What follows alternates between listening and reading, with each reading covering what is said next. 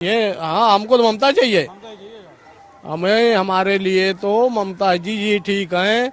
ये जो है कि जितना भी गंगा सागर का विकास, जो हम गंगा सागर का जानते, बाकी दूसरी जगह का जानता नहीं हूँ, जो भी गंगा सागर का विकास हुआ है वो ममता जी की ही कृपा से हुआ है।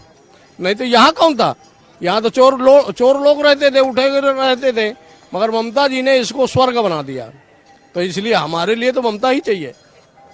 আর একটা কথা বলে যাচ্ছি, মরে যাবার আগে অনেক মুখ্যমন্ত্রী দেখলাম, বর্তমানে আপনাদের যিনি মুখ্যমন্ত্রী আছেন তার সাথে আমার কোনো যোগাযোগ নেই, না জীবনে কোনো ফোন হয়েছে, না জীবনে তাকে কোনোদিন আমি কোনো সবাই দেখেছি, সভাতেও কোনোদিন দেখিনি, আর না আমি কোনোদিন তাকে কোনো চিঠি দিয়েছি, কোনো ফোন করেছি, এক কথায় কোনো যোগ নেই, no connection with chief minister. তবে খবরের কাগজটা পড়ি, আপনার খবরগুলো শুনি, ফোন টোনগুলো একটু ফলো করি।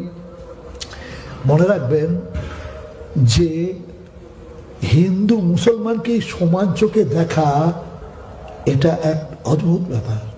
সমান চোখে দেখা, কীরকম সমান চোখে দেখা? পুজোতেও সাহায্য করছেন, শ্মশানেও সাহায্য করছেন, মুসলমানদের কবরে যেন শুয়োর না উঠতে পারে সেটাও ঘিরে দিচ্ছেন।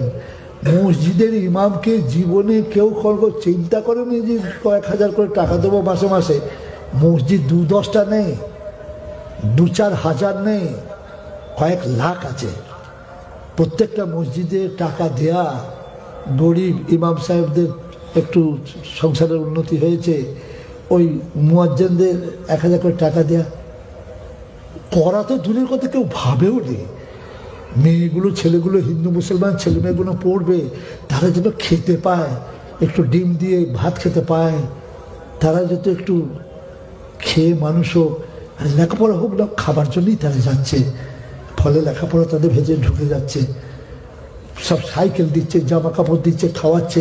খালি মুসলমানদের না, হিন্দু মুসলমান সাঁওতাল কোল ভিল মিল্লা সবাইকে। এর তো বিকল্প নেই। পশ্চিম বাংলায় যেমন এর বিকল্প নেই, কার?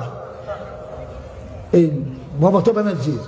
তিনি ভারতবর্ষে আওরঙ্গজেব, আপনি দেখেছেন শীতকালে তিনি চপ্পল পায়ে দেন, মোজা নেই পায়ে, মোজা কিংবা পয়সা তার নেই, মোজা কেন পায়ে দেয় না কেউ তো ভাবেননি।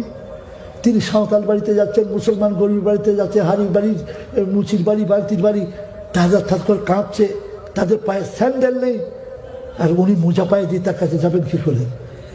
এইগুলো মূল্যায়ন করতে শিখবেন। হয়তো মনে করছে আপনি তার পক্ষে বলছেন না, আমি তার সব কথা পক্ষে বলছি না,